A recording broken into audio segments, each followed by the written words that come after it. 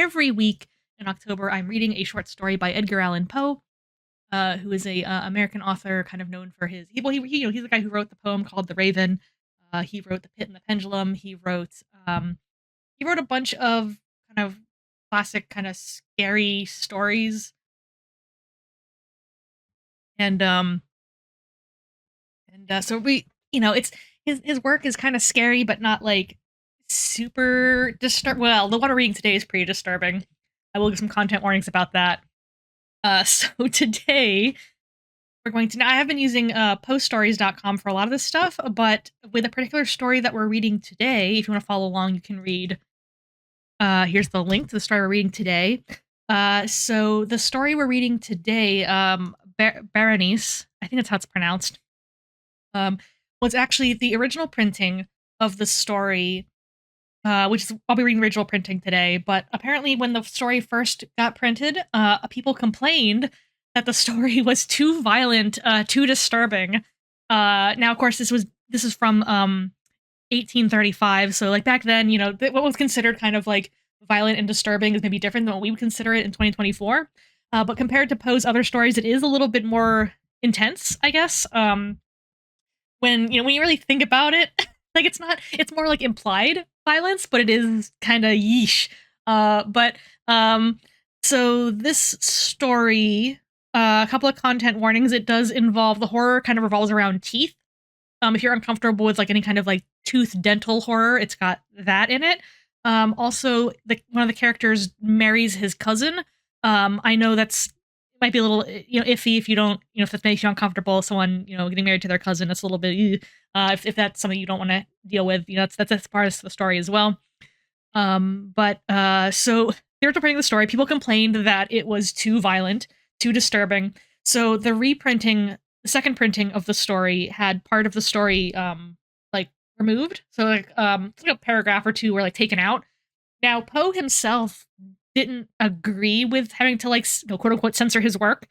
He thought the story was just it's fine. Like the original story as he wrote it is what he wanted, but he kind of conceded that the success of my work really depends on what the readers think, and if they prefer the story without this section in it, then that's okay. I'll take it out. He kind of just like conceded that it really matters what the readers think. Now, he didn't agree with it, but he kind of just went along with it. Me personally, I'd be like, you know what, Poe? If they don't like your story, they don't have to read it. If he was alive today, I'd be like, just print it as you wrote it, But so that's why this story, the website I have been using, doesn't have the original printing in it. So we're gonna be reading the original printing of it, which but yeah. So let's get into it. It's not a super long story. It does have a bit of a longish build up. So like a lot of his stories build up suspense before they get to kind of the scary part, quote unquote scary part. So it might start off a little slow, but it'll get there. I thought the story was pretty creepy and disturbing. But let's get into it. Let's go to browser cam. I hope it shows. Oh, no, copy's there too.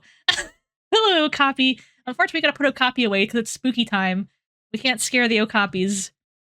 Let me shrink me down. You can follow along on my screen, or you can follow along with the link that I put in chat. So I'll be reading the story. I don't think it'll take me too long to read it, although it does have that kind of that old-timey language that I might get hung up on a little bit. Resizing the window. You guys can see it, I'm sure. You can listen along. All right, so Berenice, A Tale by Edgar A. Poe. Misery is manifold. The wretchedness of earth is uniform. Okay, hang on. Let me actually increase the text size. Whoops. Not reader mode. I am so nearsighted.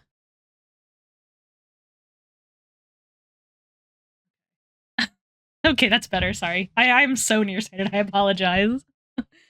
Misery is manifold. The wretchedness of earth is multiform.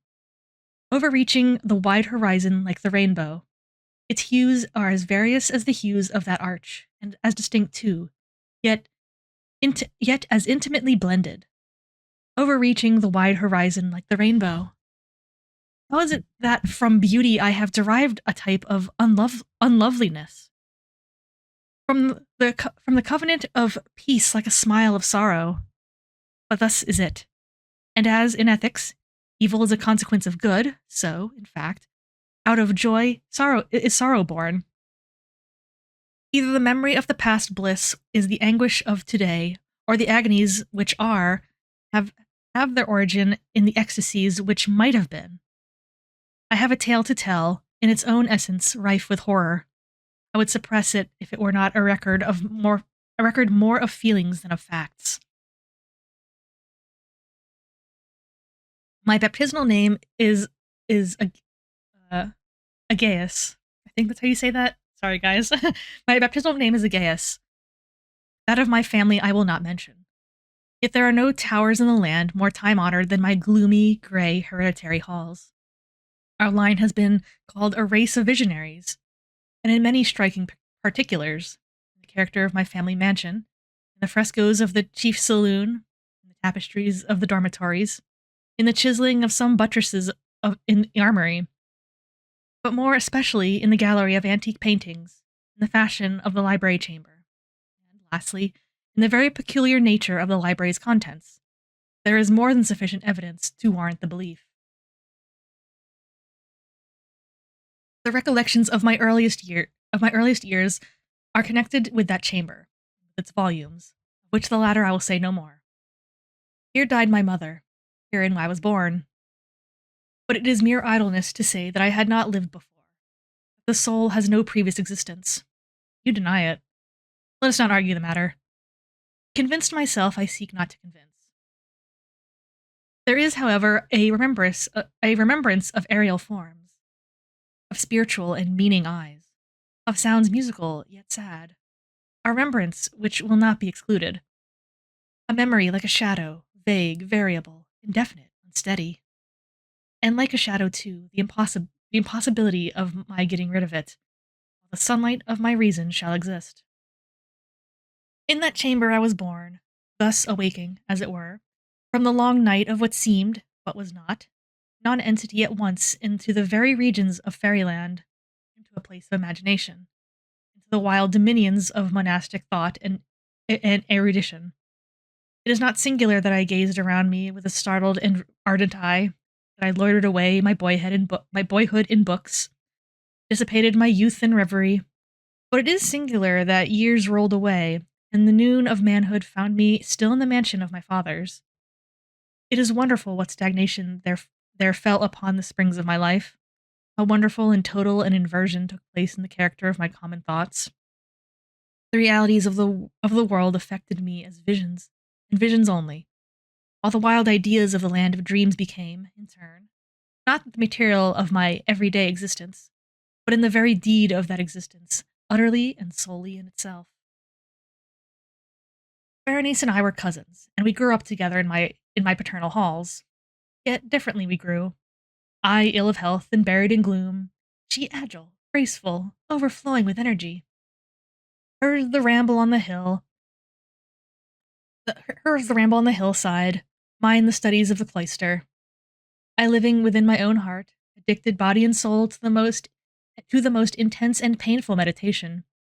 She roaming carelessly through life, with no thought of the shadows in her path, or the silent flight of the raven-winged hours. Berenice, I call upon her name. Berenice! And the grave of the ruins memory, a thousand tumultuous recollections, are startled at the sound. Oh, vividly is her image before me now, as in the early days of her lightheartedness and joy. Oh, glorious and yet fantastic beauty! Oh, sylph in the shrubberies of Ardenheim! Oh, naiad among her fountains, and then all is mystery and terror, and a tale which should not be told. Disease, fatal disease, fell like the simoom upon her frame, and even while I gazed upon her, the spirit of change swept over her, pervading her mind, her habits, and her character, and in a manner most subtle and terrible, not disturbing even the very identity of her person. Alas, the destroyer came and went, and the victim, where was she? I knew her not, or knew her no longer as Berenice. Among the numerous train of maladies, superinduced by that fatal and primary one which effected a revolution of so horrible a kind in the moral and physical being of my cousin, may be mentioned as the most distressing and obstinate in its nature, a species of epilepsy not unfrequently terminating in trance itself, trance very nearly resembling a positive dissolution, and from which her manner of recovery was, in most instances, startlingly abrupt. In the meantime, my own disease, for I've been told that I should call it by no other appellation, my own disease, then, grew rapidly upon me, and aggravated in its symptoms by the immoderate use of opium, assumed finally a monomatic character of a novel and extraordinary form, hourly and momentarily gaining vigor, and at length obtaining me over the most singular and incomprehensible ascendancy. This monomania, if I must be so to term it, consisted in a morbid irritability of the nerves immediately affecting those properties of the mind, in metaphysical science termed the attentive. It is more than probable that I am not understood, but I fear that it is indeed in no manner possible to convey the mind of the merely general reader an adequate idea of that nervous intensity of interest with which, in my case, the powers of meditation, technically, but busied, and as it were, buried themselves in contemplation even the most common objects of the universe. To muse for long, unwearied hours with my attention riveted to some frivolous device upon the margin, or in typography of a book, become absorbed for the better part of a summer's day in quaint shadow falling on the lamp, or embers on the fire, to dream away whole days over the perfume of a flower, to repeat monotonously some common word until the sound, by dint of frequent repetition, ceased to convey any idea whatsoever to the mind, to lose all sense of motion and physical existence in a state of absolute bodily quiescence, long and obstinately preserved in such were a few of the most common and least pernicious vagaries induced by a condition of the mental faculties, not indeed altogether unparalleled, but certainly bidding defiance to anything like analysis or exploration or explanation. Yet let me not be mis sorry misapprehended. The undue, intense, morbid attention thus excited by objects in their own nature frivolous must not be confounded in character with that ruminating propensity common to all mankind, and more especially indulged in by persons of ardent imagination. It was not even, as might be first supposed, an extreme condition or exaggeration of such propensity, but primarily an essentially distinct and different. In the one instance of the dreamer or enthusiast being interested by an object usually not frivolous, imperceptibly loses sight of the object in wilderness of deductions and suggestions issuing therefrom, until, at the conclusion of a daydream often replete with luxury, he finds the oh shoot, the incitamentum or first cause of his musings utterly vanished and forgotten. In my case, the primary object was invariably frivolous, although assuming, through the medium of my distempered vision, refracted a unreal importance. Few deductions, if any, were made, and those few, oh my goodness, pertinaciously returning in, so to speak, upon original object as a center. The meditations were never pleasurable, and termination of the reverie, the first cause, so far from being out of sight, had attained supernaturally exaggerated interest, which was the prevailing feature of the disease. In a word, powers of mind more particularly exercised were, with me, as I have said before, the attentive, and are, with the daydreamer, the speculative. My books at this epoch, if they did not actually serve to irritate the disorder, partook, it will be perceived, largely in their imaginative and inconsequential nature, of the characteristic qualities of the disorder itself. I will remember, among others, the treatise of the noble Italian uh, Celius, Secundus Curio, um, the Amplitudine Vidi Regendae, St. Autun's greatest work, The City of God, and their Tertullian De Carni Christi, in which the unintelligible sentence "Mortis est de filius credibil est quia ineptum est," I'm sorry, guys, I don't know if I'm saying this right. Et et subtilis resurrexit, certum, a quia impossible est, occupied my undivided time for many weeks of laborious and fruitless investigation. Also, Kelvin Shadewin, welcome on in. Works with computer dinosaur scientists and a howling ghost. You know Edgar Allan Poe. Welcome on in, Kelvin Shadewing. We are reading a scary story right now. Then we'll be doing another run in World of Horror.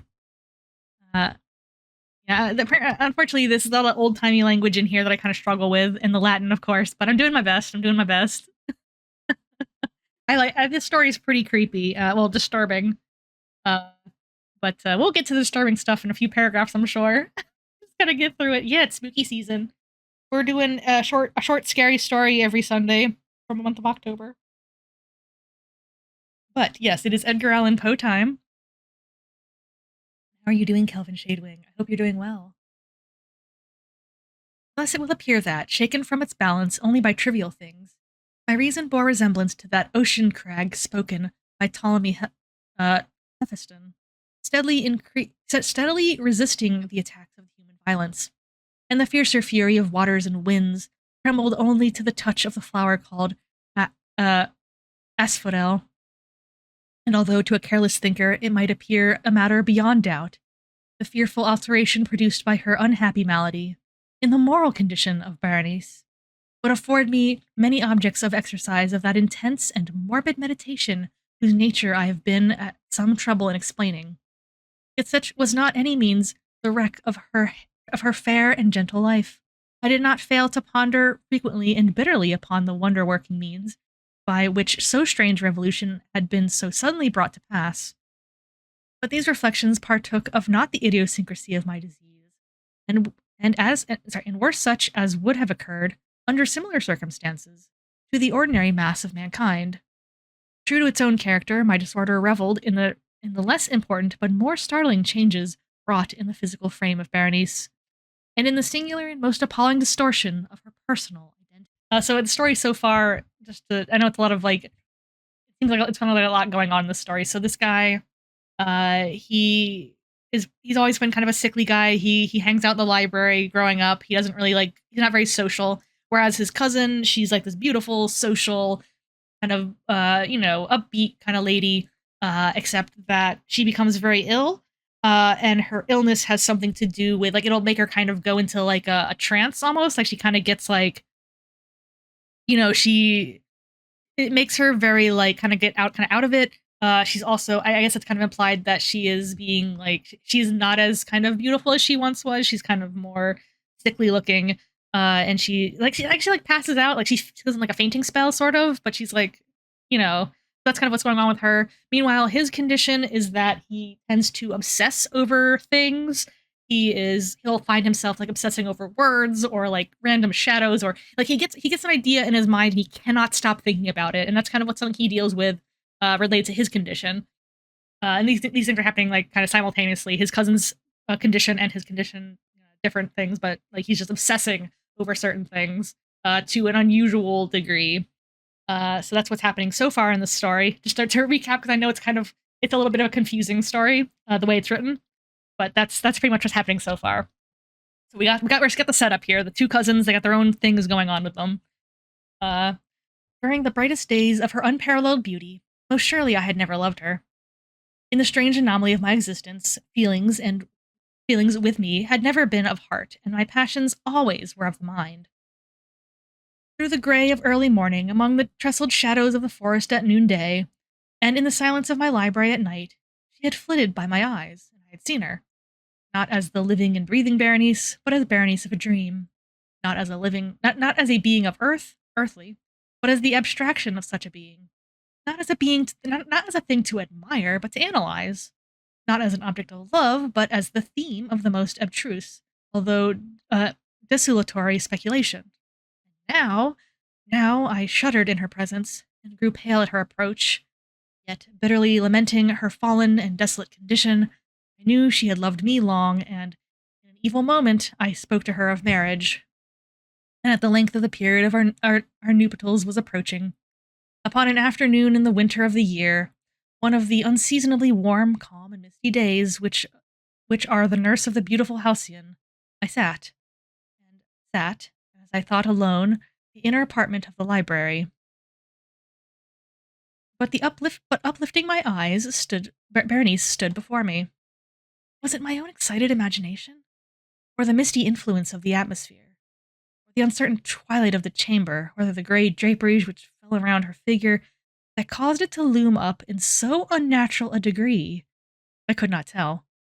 Perhaps she had grown taller since her malady? She spoke, however, no word, and I, not for words could I have uttered a syllable. An icy chill ran through my frame. A sense of insufferable anxiety oppressed me. A consuming curiosity pervaded my soul, and in sinking back into the chair, I remained for some time breathless and motionless, with my eyes riveted upon her person.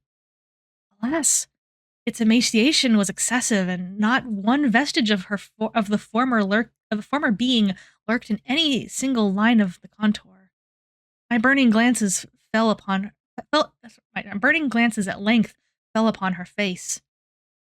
The forehead was high and very pale, and singularly very placid, and the once golden hair fell particularly over it, and overshadowed hollow temples with ringlets now as black as the raven's wing, and jarring discordantly, in their fantastic character, with the reigning melancholy of the countenance. The eyes were lifeless and lustreless, and I shrunk involuntarily from their glassy stare to the contemplation of the thin and shrunken lips. They parted, and in a smile of particular meaning, the teeth of the changed Berenice disclosed themselves slowly to my view. Would to God that I never beheld them, or that having done so I had died!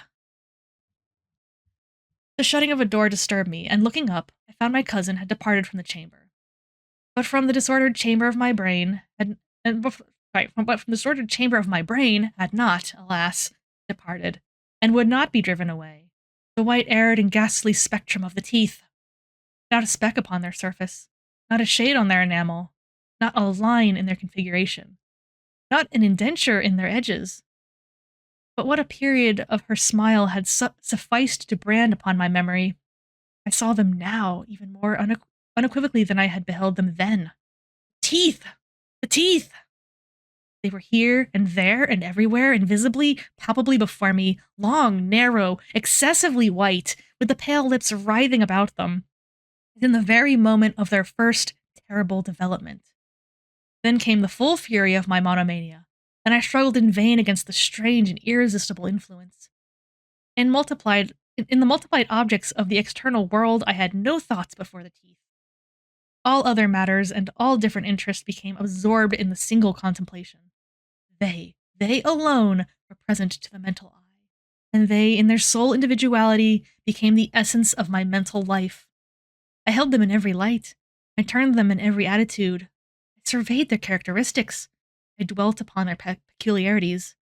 I pondered upon their conformation. I mused in the alteration of their nature, and shuddered as I assigned to them in imagination a sensitive and sentient power, even when unassisted by the lips, the capability of moral expression.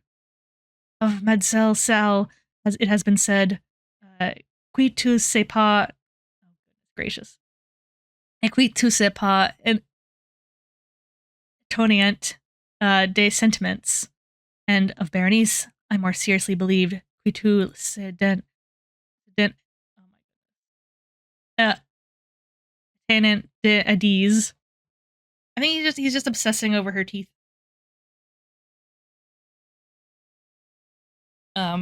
Okay. And the evening closed upon me thus, and the darkness came, and tarried and went, and the day again dawned, and the mists of the second night were now gathering around. And I still sat motionless in that solitary room, and still I buried in meditation, and still the phantasma of the teeth maintained its terrible ascendancy as, with the most vivid and hideous distinctness, it floated about amid changing lights and shadows of the chamber.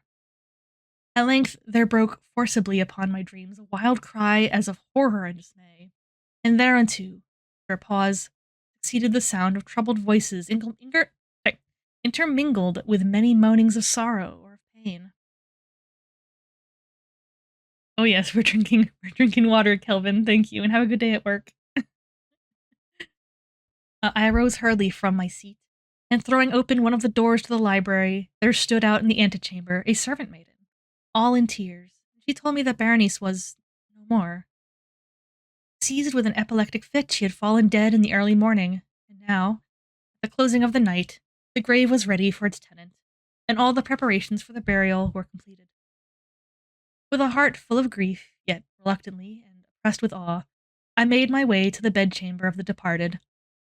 The room was large and very dark, and at every step within its gloomy precincts, I encountered the paraphernalia of the grave. Coffin, so menial, so a menial told me, lay surrounded by curtains of the yonder bed, and in that coffin, he whisperingly assured me, was all that remained of Berenice. Who was it? Who was it that asked me, would I not look upon the corpse? I had seen the lips of no one move, yet the question had demanded, and the echo of the syllables still lingered in the room. It was impossible to refuse, and with a sense of suffocation, I dragged myself to the side of the bed. Gently, I uplifted the sable draperies of the curtains. As I let them fall, they descended upon my shoulders, and shutting me thus out from the living, enclosed me in the strictest communion with the deceased. The very atmosphere was redolent of death. The peculiar smell of the coffin sickened me. I had fancied a deleterious odor was already exhaling from the body. I could have given worlds to escape, to fly from the pernicious influence of mortality, to breathe once again pure air from the eternal heavens. But I had no longer the power to move. My knees tottered beneath me, and I remained rooted to the spot, gazing upon the frightful length of the rigid body, as it lay outstretched in the dark coffin without a lid. God of heaven! Is it possible? Is it my brain that reels, or is it indeed the finger of the enshrouded dead that stirred in the white cerement that bound it? Frozen with unutterable awe, I slowly raised my eyes to the countenance of the corpse. There had been a band around the jaws, but I know not how it was broken asunder. The livid lips were wreathed in a species of smile, and through the enveloping gloom, once again there glared upon me in too palpable reality the white and glistening and ghastly teeth of Berenice. I sprang convulsively from the bed, and uttering no word, rushed forth a manic from that apartment of triple horror and mystery and death. I found myself again sitting in the library, and again sitting there alone. It seemed that I had newly awakened from a confused and exciting dream. I knew that it was now midnight. I knew that it was now midnight, and I was well aware that since the setting of the sun, Berenice had been interred. But of that dreary period which I had intervened in, I had no positive, at least no definite comprehension. Yet this memory was rife with horror. Horror more horrible from being vague, and terror more terrible from ambiguity. It was a fearful page in the record of my existence, written all over with dim and hideous and unintelligible recollections. I strived to decipher them, but in vain. While ever and anon, like the spirit of a departed sound, the shrill and piercing shriek of a female voice seemed to be ringing in my ears. I had done a deed. What was it? And the echoes of the chamber answered me. What was it? On the table beside me burned a lamp, and near it lay a box of ebony. It was a box of no remarkable character, and I had seen it frequently before, it being the property of a family physician. But how came it there upon my table, and why did I shudder in regarding it? These things were in no manner to be accounted for, and my eyes at length dropped upon the pages of a book, and to a sentence underscored therein. The words were the singular but simple words of poet Ibn Zayat. Uh, Disibat mihi sorales si uh, sepulchrum amicie visit aram curas mis. Oh my goodness gracious. Uh, aliquid canthum for levitas. Is that how we have a hang on. We have a translation? My companions told me I might find some little elevation from my misery in visiting the grave of my beloved. Okay, noted. Thank you, translation. Why then, as I pursued them, did the hairs of my head erect themselves on end, and the blood of my body congeal within my veins? There came a light tap at the library door, and, pale as the tenant of a tomb, a menial entered upon tiptoe. His looks were wild with terror, and he spoke to me in a voice tremulous, husky, and very low. What said he? Some broken sentences I heard. He told of a wild cry heard in the silence of the night, of the gathering together of the household, of a search in the direction of the sound, and his tones grew thrillingly distinct as he whispered to me of a violated grave, of a disfigured body discovered upon its margin, a body enshrouded yet still breathing, still palpitating, still alive. He pointed to my garments. They were muddy and clotted with gore. I spoke not. He took me gently by the hand, but it was indented with the impress of human nails. He directed my attention to the object against the wall. I looked at it for some minutes. It was a spade. With a shriek, I bounded to the table and grasped the ebony box that lay upon it. But I could not force it open, and in my tremor it slipped from my hands and fell heavily and burst into pieces, and from it, with a rattling sound, there rolled out some instruments of dental surgery, intermingled with many white and glistening substances that were scattered to and fro about the floor.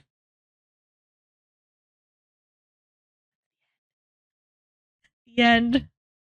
He apparently freaked out and extracted his cousin's teeth, but she wasn't actually dead. She was in a trance, and so and apparently maybe he was probably aware of this because she was grabbing at him and he heard her screaming, but he blanked out. And anyway, man obsesses over his cousin's teeth and pulls her teeth out. Absolutely horrifying. Anyway, that is considered one of his more violent stories. So the part that was removed from later printings was the part here where it was the part that was it was like all of this where he goes to visit his cousin while she's like laying in the coffin, and because the fact that he saw her moving and he was aware that she was alive when he took out her teeth is like why people had problem with this story when it first came out. So the later printings, they took out this part, and the only part, so it goes from him finding out about his cousin's death to him coming to in the library. So it's like more vague as to like, oh, did he do it because like did he know she was alive when he extracted her teeth? But this one is like clear that he was aware, which makes it more horrible, I guess. Like he could have dreamed it, and maybe he dreamed it, it's fine, and then you find out, oh, it wasn't a dream. Mimi, just grow teeth, forehead. We're gonna be doing some World of Horror in a minute here, but yeah, that story is, you can kind of see it coming. So like, he does a lot of suspense in his writing, and you can kind of be like, oh, he's obsessing with his cousin's teeth, and now suddenly there's like a box on his desk. Curious. Is that box full of teeth? And you kind of know that that's what's happening, but you want to keep reading because you want to see, is that really what happened? Because like you kind of feel like, oh, you're pretty sure based on the buildup that's what happened, but you got to keep reading to find out the conclusion of the story. I love the suspense of Edgar Allan Poe, but that one is pretty disgusting and horrible. But let me shout out Pocket Paris, who came in here just in time for the ending of that story. Welcome, Pocket. I'm glad you could make it for man extracts his cousin's teeth. While she's like in a partial trance or whatever. How's Dead Space been, by the way, Pocket Paris? Pocket has been, her birthday's in October, so she's been doing a birthday / Halloween subathon, playing as many classic horror games as she can get her hands on. A bunch of like classics that she never played back in the day, so that's like, Dead Space, Five Nights at Freddy's, I think she's gonna do Silent Hill later as well. Or did you already, I don't think you did Silent Hill yet. I think it's kind of towards the end of your thing. Always happy to tune in. Always happy to tune in, even if it's horrible teeth story.